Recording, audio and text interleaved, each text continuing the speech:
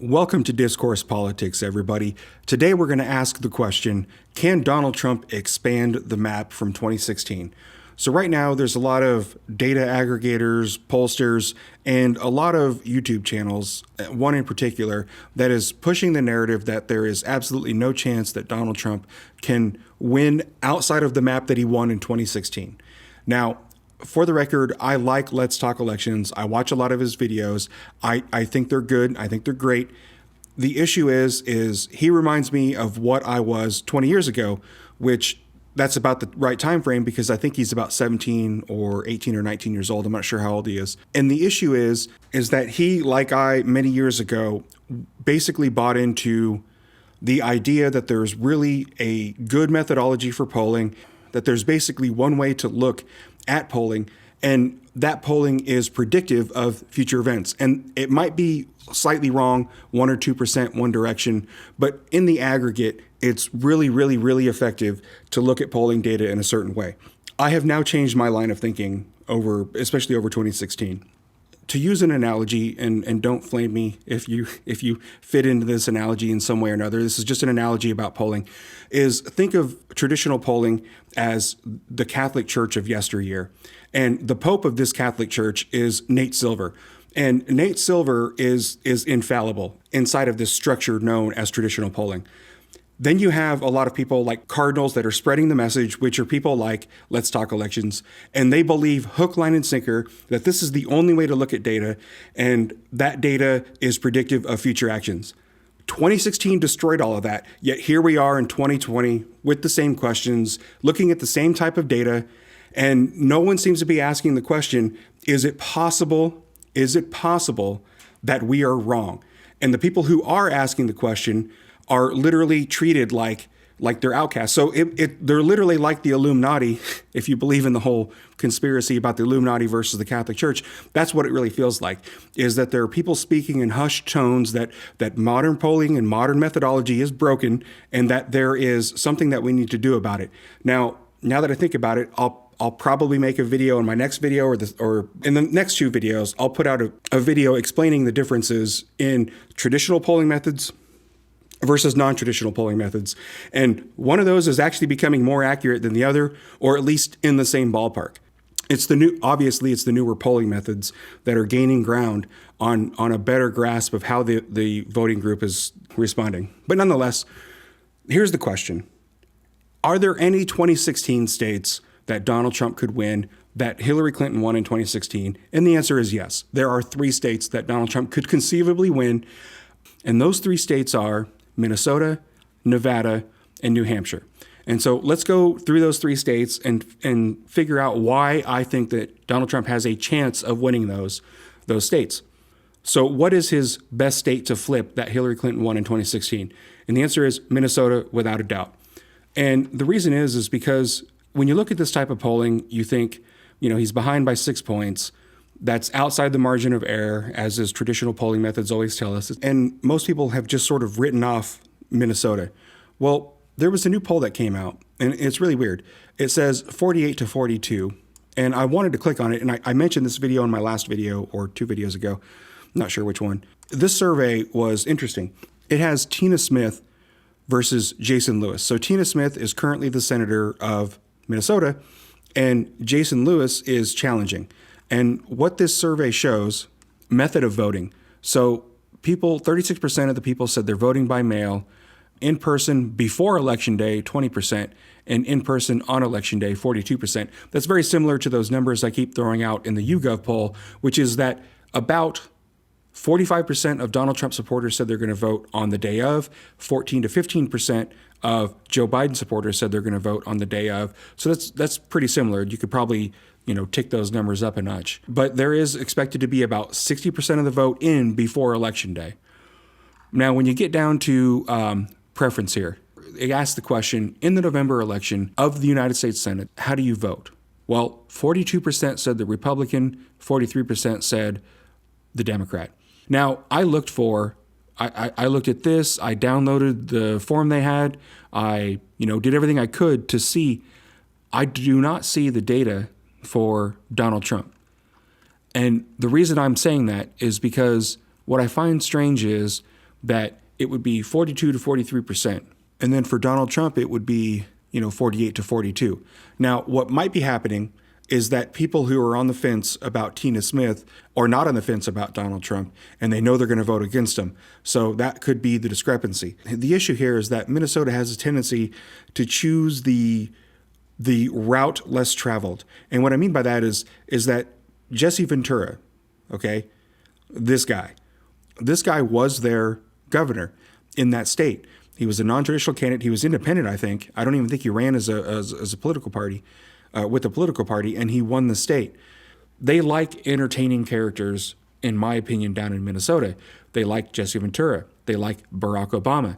And in my opinion, they probably like President Trump more than Joe Biden, who is by far and away the sleepiest, non-consequential candidate we've probably had in many generations running for president. So why am I saying with him being down 6 points that he has a chance in the state of Minnesota? Well, this whole election cycle, this channel, Discourse Politics, has focused almost solely on what happens if. That's just the skeptical question I'm asking. What happens if? And the reason I'm asking that question is because when history repeats itself, history leaves clues as to what's happening absolutely right before it repeats itself. And what we're seeing in 2020 is very similar to what we're seeing in 2016, even though, again, let's talk elections, has said it's different. I'm telling you, they're making a difference without a distinction. And I can assure you the polling method is exactly the same. They're not getting enough Donald Trump supporters to answer surveys. But let's go back to 2016 and see what happened. So Donald Trump is behind in the aggregate by 6 points. And in 2016, Clinton was ahead in the aggregate at a little over 7.5%. It was really closer to 8% than it is to 7%. So it's like 7 3/4 when you average all this out. So she was ahead by 7 3/4, and what happened was Clinton only won by 1.5%, which means that there was an error of 6.25%. So going back, what's Donald Trump behind? He's behind by 6 points. They're still using the same methodology. They haven't changed anything. They still can't get Trump supporters on the phone, but he's only behind by 6 points at this point. So if the polling error is off, using the methodology I've been using the whole time, if the polling error is off by 6.25 and that same error exists, well, then he's actually ahead in the polls right now in Minnesota. So that's why I think Minnesota is, if any state's going to flip for Donald Trump that voted for Hillary Clinton, it's going to be Minnesota, based upon the methodology I've been using for every other video, which is that the polling error was off by 6 3/4. And if you add 6 3/4 to what Donald Trump has today, then he absolutely can win the state of Minnesota, just barely, but he can win it. He only lost it by 1.5%. So now let's take a look at Nevada. Now, when it comes to Nevada, in 2016, Real Clear Politics had the average plus 0.8 for Trump. Now, historically, Nevada has always oversampled Republicans for whatever reason. If we are to use the same methodology of this channel, Donald Trump should really have no chance in Nevada. And I don't want to necessarily break from the methodology that I've been using this whole time, but if I'm going to talk about states that could potentially go Trump, what is the evidence that Trump could possibly take Nevada? Here is why I think Nevada might be more in play this year, even though the polling doesn't look good, and using the methodology that I've been using with polling error, asking that question doesn't necessarily, I'm not married to any methodology. The question I'm trying to answer always is just sort of a skeptical question. What would happen if? So in Nevada, when we're looking at the data, understand that I'm looking at this in a different way than I have been for most of my other videos on this channel. But nonetheless, here's what's happening on the ground in Nevada. In 2016, Democrats made up 51.7% of the early vote and early in-person vote, early absentee and early mail-in vote. And Republicans only made up 40%. So there was an 11.7% spread. Now, I thought it was weird that Donald Trump was going to Nevada, and I thought it was out of desperation. And the reason I thought it was out of desperation is because if you play around with the Electoral College map, if you give Joe Biden the entire Rust Belt and you say, okay, Joe Biden wins Pennsylvania, Joe Biden wins Wisconsin, Joe Biden wins Michigan. If Joe Biden does that, the only pathway left for Donald Trump is to win Nevada and New Hampshire. And that's exactly where he was campaigning. is in Nevada and New Hampshire. And I thought it was a sort of Hail Mary, just in case they win Arizona, but they lose the entire Rust Belt. Then this is a Hail Mary that we can win Nevada, we can win New Hampshire, and that's exactly 270 votes. And I thought that that was the play. But they must see something in their internal polling, because what's being reflected here is that instead of there being an 11.7% deficit in early voting and early and mail-in voting, there's only a 2.7% deficit. And the result of the election was, Clinton plus 2.4. Well, theoretically, if that switch is happening perfectly, then Donald Trump could easily win this state by a few points. Now, do I think he's going to win Nevada? No, I don't think so.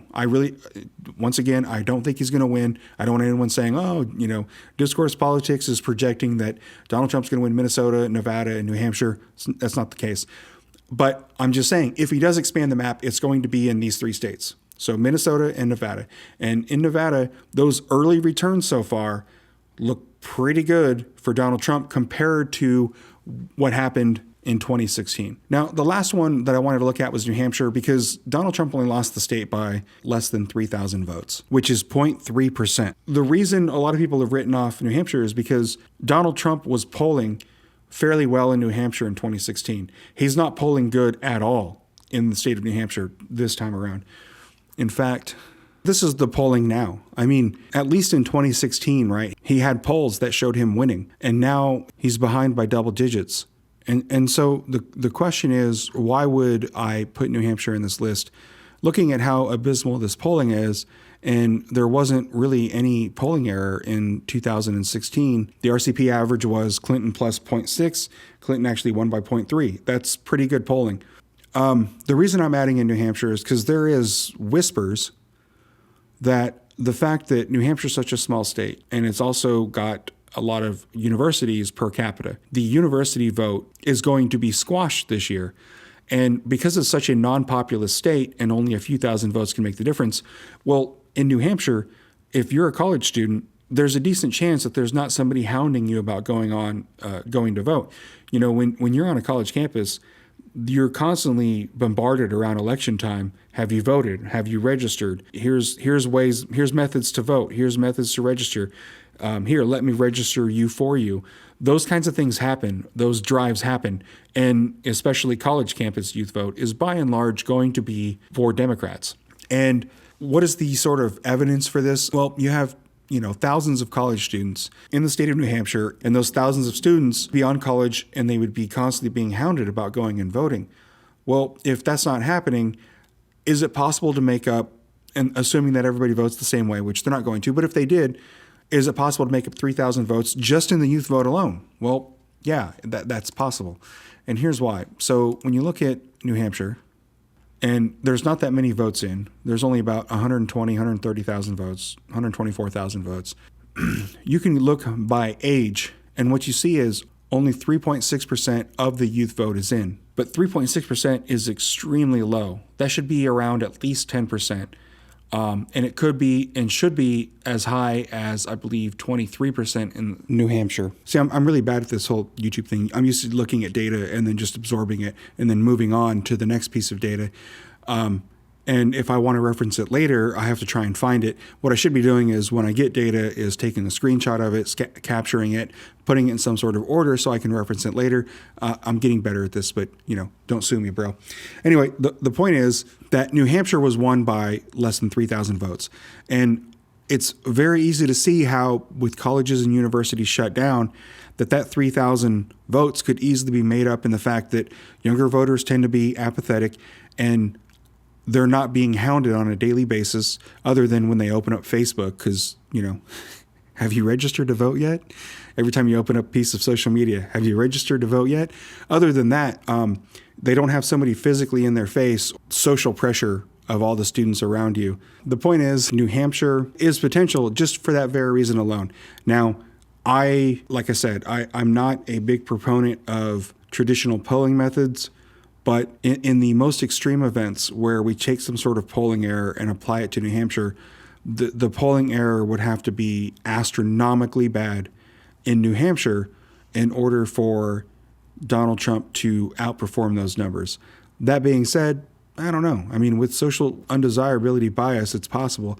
I just think it's doubtful. But nonetheless, I think if Donald Trump is going to win any of the 3 states, it's going to be Minnesota first, then Nevada, and then possibly New Hampshire, just because there's not that many votes in New Hampshire. So if Donald Trump's base is really energized, these voters can swamp the polls, overtake what looks like most certain defeat.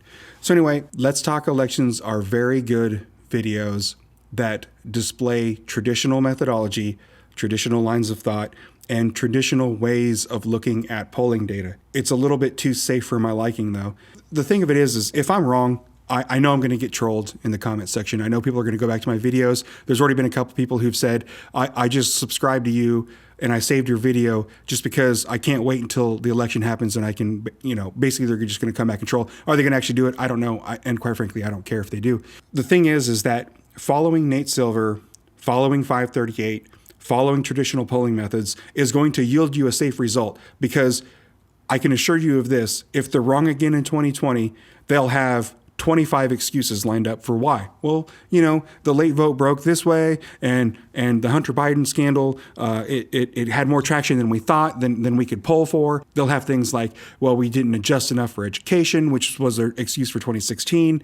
They'll have all kinds of excuses lined up, and you will be right in the middle of those excuses and shielded by the fact that you relied on millions and maybe even tens of millions of dollars worth of polling data that was absolutely useless in the end. But you can say, hey, all I was doing was looking at the polling aggregation, and that's what they were saying. So it is the safest thing in the world to follow Nate Silver. And it's interesting. I like his analysis and I like his thing. But like I said, it's not for me. It's too safe. I want to look at, what did we get wrong in 2016? And why is it possible that we are doing the same thing in 2020 that we did in 2016? And I found a lot of evidence that indicates that what's happening in 2020 is the exact same thing that's happening in 2016. And that's why I'm putting these videos out, because let's be honest, if I'm right, I'm usually a pretty humble dude, but I'm going to scream from the mountaintops like, all y'all idiots didn't see the data in front of you. The data is here. If you want to have a skeptical mind, the data is here. The data is available for all of us to look at, and I looked at it, and these are the videos I produced. Am I wrong? It's possible. It's always a possibility that I'm wrong. That being said, if I'm right, it's because whenever, and I'm going to keep saying this, whenever history repeats itself, it gives you clues that it's going to do it. Those clues are loud and clear. And that is why I am making these videos, because I think the clues are loud and clear that we are doing the exact same thing we did in 2016. But anyway, Minnesota, Nevada, New Hampshire. Most likely going to win Minnesota before he wins Nevada. If he wins Minnesota or Nevada, then the next logical state would be New Hampshire. But, hey, he could surprise us all and win 400 electoral votes, in which none of us saw that coming either. So make sure you share this video far and wide. Make sure you like and subscribe, and I will see you all next video. Thank you.